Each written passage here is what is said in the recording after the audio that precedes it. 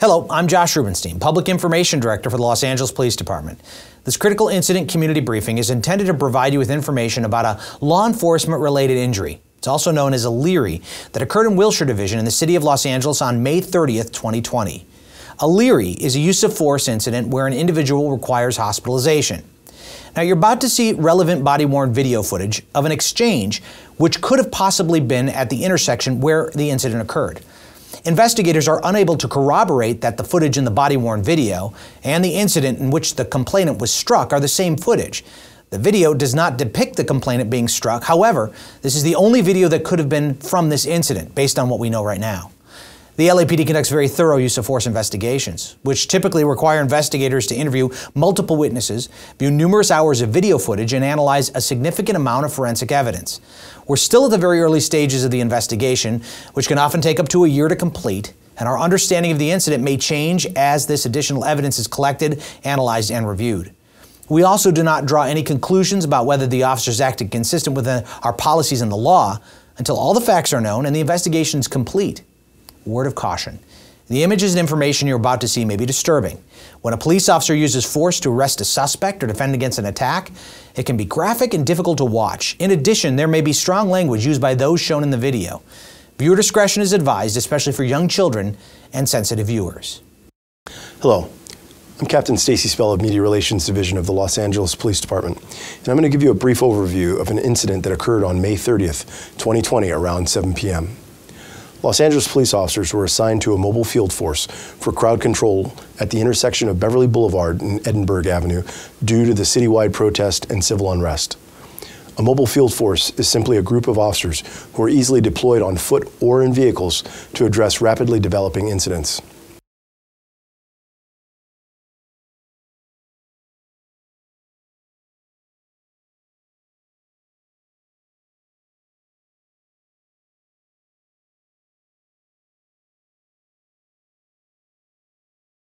While at the intersection of Beverly Boulevard and Edinburgh Avenue, officers used 40mm less lethal launchers and other less lethal munitions to target individuals who were throwing objects at officers, such as rocks, metal rods, glass bottles, frozen water bottles, and explosive devices. The 40mm less lethal device fires a foam projectile round. The round strikes the person's body and is intended to cause pain, and while there may be bruising, it is designed to be non-penetrating by distributing energy over a broad surface area. A female protester, later identified as Abigail Rodas, stated she and other demonstrators were standing at the intersection when someone threw a bottle toward the front line of the demonstration. Rodas alleged that as she yelled at demonstrators not to throw bottles at the police, she was shot on the face with a rubber bullet and momentarily lost consciousness. According to Rodas, she was then transported by private vehicle to a local hospital and was admitted for a facial injury that required surgery. Body-worn video cameras are used by most officers assigned to field duties. They are worn at chest level and capture a general perspective within line of sight from that angle. The angle of the camera prohibits viewers from seeing everything the officers saw and experienced. Upon activation, both audio and video will turn on. However, body-worn video cameras have a buffer of video without audio from the previous 2 minutes prior to activation. This feature is designed to capture incidents that occur suddenly, where an officer doesn't immediately activate the camera.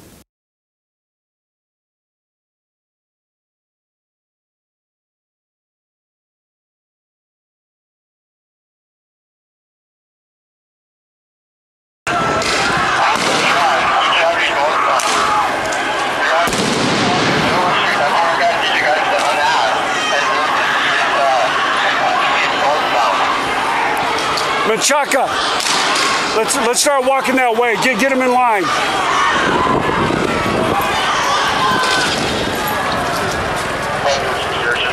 have a squad of 1 and 13. We're standing by at 3rd and Hayward. You know, an assignment. Where do you need us? You're still moving. Don't sound out. The roads were Beverly. We're taking a lot of bottles of rocks here. Great, definitely Beverly and Stanley. Harrison, this is ball 120. We're coming from Fairfax. We got 1 and 12. Where do you need us? Come up northbound the road. You'll see the mobile field force moving northbound now. Top George 60 Harrison. Go ahead.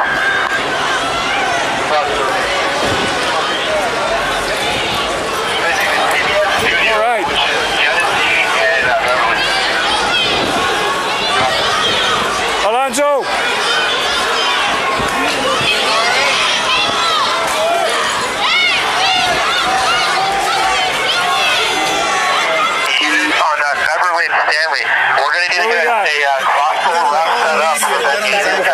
What is it? What's that? Twist your ankle? What happened? He may be hit him right on the ankle. Any injury? Yeah. RA? No. Sheriff Lincoln, the CP. That squad I sent to Geneseo, he is back ASAP. We're taking fireworks, balls, and rocks. We don't have enough resources to send that squad back, please. We're going to need another squad. Have them report to Spalding and Beverly. We'll have them push up north of the east-west alley. Units on. Alonzo! Move them up!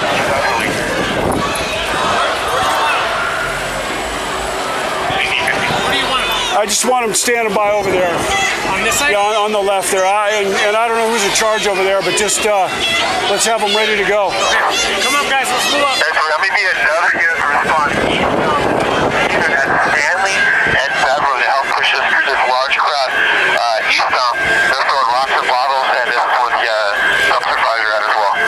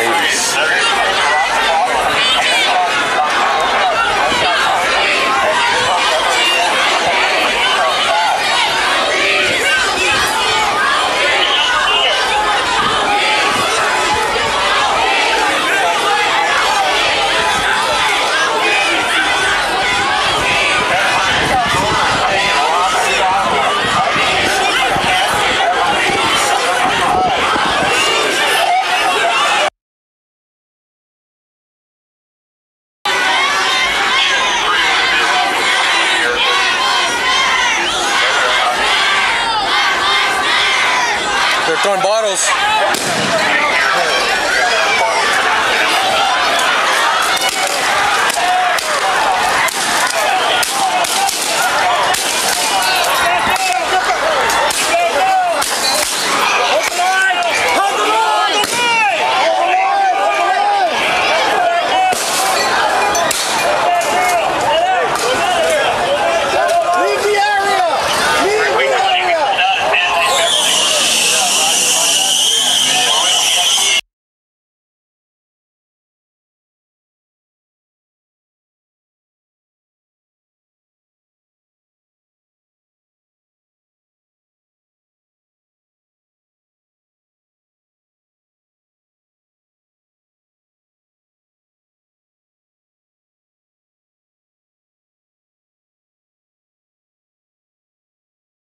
Although investigators have not been able to identify any specific video footage of Rhoda's alleged incident, they are still reviewing several hours of body-worn video or private video footage in an attempt to corroborate the incident.